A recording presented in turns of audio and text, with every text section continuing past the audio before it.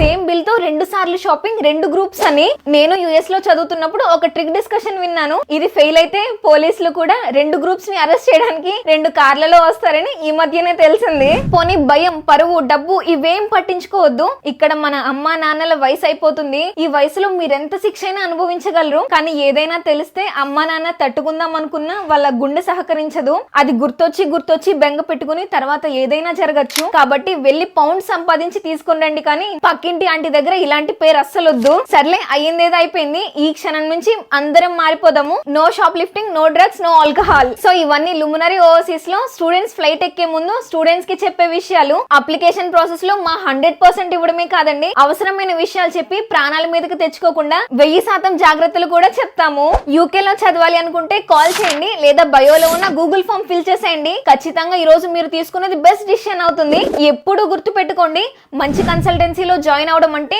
Loan, scholarships, application calls ఇవన్నీ విషయంలో 10-15 లక్షలు సేవ్ చేసుకోవడమే. ఇంకా తప్పు కన్సల్టెన్సీలో అడుగు పెట్టడం అంటే యుఎస్ యూకేలో అడుగు పెట్టలేకపోవడమే.